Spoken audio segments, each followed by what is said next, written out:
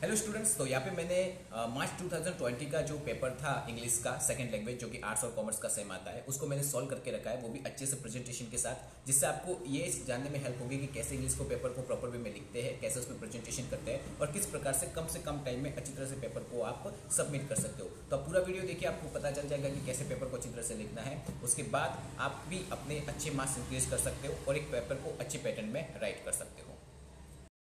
तो स्टूडेंट आप यहाँ पे देख सकते हो कि कैसे मैंने क्वेश्चन पेपर को सॉल्व किया हुआ है अच्छी तरह से। तो यहाँ पे देखो, सबसे पहले सेक्शन ए मैंने सॉल्व किया है। तो सेक्शन ए का जो हेडिंग है उसको अच्छी तरह से हाईलाइट किया है। उसके बाद जो मेन क्वेश्चन होता है उसको मैंने अच्छी तरह से हाईलाइट किया और ब्लैक पेन में लिखा है, जिससे वो आसानी से बाकी आंसर से डिफरेंट लिख सके। इसके बाद जो मैंने है देखो क्वेश्चन लिखे, फिर उनके आंसर से ट्रू फॉल्स है, उन ट्रू फॉल्स जो भी लिखे हैं उनके नीचे मैंने अच्छी तरह से अंडरलाइन किया है, जिससे पेपर चेकर को हेल्प हो सके कि हम आखिर उसे चेक कौन से क्वेश्चन को करना है। उसके बाद आप देख सकते हो नेक्स्ट में तो नियरेस्ट मीनिंग है। नियरेस्ट मीनिंग के सामने देखो ये सारे के सारे क्वेश्चन है और एज इट इज इनके सामने मैंने आंसर लिखे हैं। तो मैंने जो आंसर है उनके नीचे अच्छी तरह से अंडरलाइन कर दिया, जिससे पता चल सके कि इसमें से आंसर्स कौन से हैं, और जो उसकी मेन हेडिंग है उसको भी अच्छी तरह से मैंने हाईलाइट किया है। इसके बाद आते हैं आपको यहाँ पे फंक्शंस दिखाने होते हैं। तो जो जिस भी सेंटेंस का जो भी फंक्शन रिप्रेजेंट होता है उस फंक्शन को मैंने अच्छी तरह से क्या कर दिया, हाईलाइट कर दिया है। और देखो कितनी अच्छी तरह से क्वेश्चन 2-3 लाइन छोड़ने के बाद आंसर लिखा, जिससे वो आसानी से पेपर चेकर को आपका आंसर दिख सके। याद रखना, आपको ज्यादा मिक्स नहीं लिखना है, अच्छी तरह से साफ साफ और क्लीन लिखना है। उसके बाद नेक्स्ट वाले में देखते हो तो यहाँ पे आपको दो लोगों के बीच में कन्वर्सेशन होती है।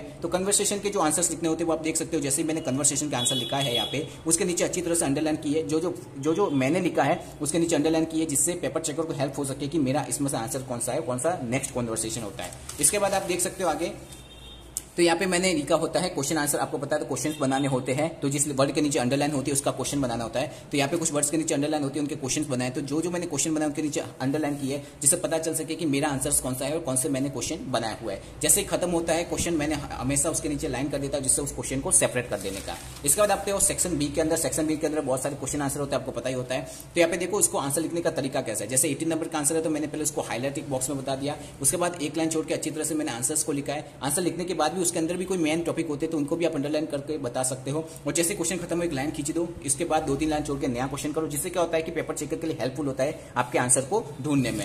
इसके बाद आप नेक्स्ट जाओगे तो आपके पास आती है शॉर्ट नोट्स होती है। तो शॉर्ट नोट्स को ध्यान रखना, अच्छी तरह से उसकी हेडिंग को हाईलाइट कर देना है। उसके बाद आप जो भी शॉर्ट नोट लिखते हो उसको पॉइंट वाइज अच्छी तरह से 2 शॉर्ट नोट आपको लिखनी होती है। तो जो भी आप लिखते हो उसके अंदर आपको जो मेन पॉइंट होते हैं उसके नीचे भी आपको क्या करनी पड़ेगी, अंडरलाइन करनी पड़ेगी, जिससे पेपर चेकर के लिए और हेल्पफुल होगा आपके कुछ पॉइंट्स को ढूंढने के लिए। उसके बाद आपको पता होगा फिलिंग द ब्लैंक्स होती है। फिलिंग द ब्लैंक्स में आपको 3 ब्लैंक्स दी जाती है। तो ब्लैंक्स आप जो भी भरते हो उसके नीचे भी अंडरलाइन करो, जिससे पेपर चेकर को चेक ना करना पड़े कि आपकी कौन सी ब्लैंक्स है।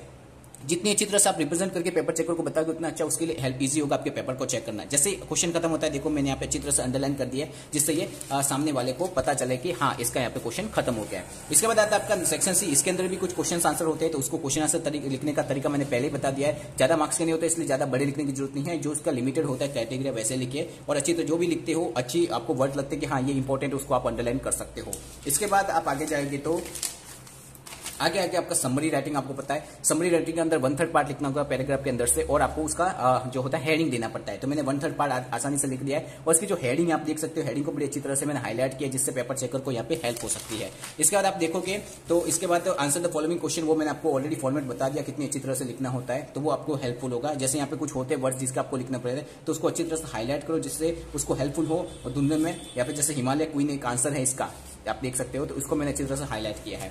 इसके आगे आप जाओगे तो आपको यहाँ पे दिखेगा आपको सेक्शन डी, जो पूरा ग्रामर सेक्शन होता है। यहाँ पे डूएस डायरेक्टर में आपको स्टार्ट लाइक दिस होता है, तो आपको क्वेश्चन नहीं लिखना है, लेकिन स्टार्ट लाइक दिस के बाद जो क्वेश्चन आप लिखते हो, क्योंकि ऑलरेडी थोड़ा सा पेपर में दिया होता है, तो जो पोर्शन जो आप लिखते हो ना, आपको उसको हाईलाइट करना है, ध्यान रखना है। तो देखो यहाँ पे मैंने जो पोर्शन मैंने लिखा था उसको अच्छी तरह से मैंने क्या कर दिया, यहाँ पे हाईलाइट कर दिया है।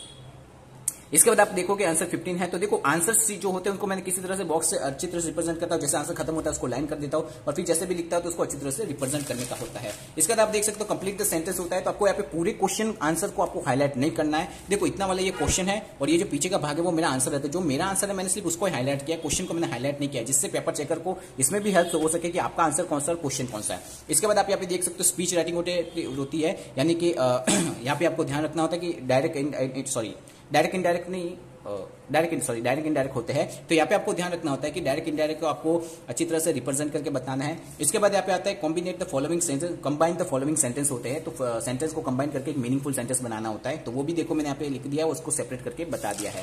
उसके बाद जो आपका नेक्स्ट आता है करेक्ट द एरर्स होती है। कुछ एरर्स दी होती है, उसको करेक्ट करना होता है। तो जो मैंने एरर्स को करेक्ट की है उन सारी एरर्स को नीचे मैंने क्या कर दिया, अंडरलाइन कर दिया, जिससे ये क्या होता है, हेल्पफुल होता है पेपर चेक के लिए। देन मैंने आपको टेबल को देखकर उसमें से आंसर दिखने होते हैं, मतलब इन्फॉर्मेशन को। तो जो आप टेबल में से इन्फॉर्मेशन देखते हो, देखो अच्छी तरह से यहाँ पे मैंने पॉइंट्स वाइज लिखा है, जिससे पेपर चेकर को हेल्पफुल हो सके। उसके बाद जो पॉइंट्स आपको लगते हैं मेन, उनके नीचे आप अंडरलाइन कर दो, जिससे पेपर चेक को पता चले कि आपने इन्फॉर्मेशन का कौन सा पार्ट यहाँ पे यूज किया है। इसके बाद आता है सेक्शन ई, जहाँ पे ऐसे राइटिंग होती है। तो यहाँ पे एक अच्छा सा ऐसे लिखा हुआ, तो देखो मैंने कितने अच्छी तरह से ऐसे को हाईलाइट किया। उसके बाद मैंने गांधी जी के ऊपर ऐसे लिखा, तो जो उनके बारे में कुछ अच्छी चीजें उनको भी मैंने अच्छी तरह से हाईलाइट की है और अच्छी तरह से उनको पैराग्राफ दिया है, जिससे क्या पेपर चेकर को हेल्प हो सके कि कितना अच्छे से आप लिख सकते हो।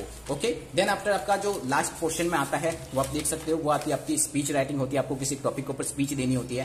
तो यहाँ पे मैंने एक टॉपिक के ऊपर स्पीच लिखी हुई है, उसको मैंने हाईलाइट कर दिया है। यहाँ पे डेट लिखी गई है और अच्छी तरह से उसको रिप्रेजेंट किया। इसका जो मेन पार्ट होगा कोई अच्छी सी चीज, उसको देखो मैंने अच्छी तरह से हाईलाइट करके बताई गई है।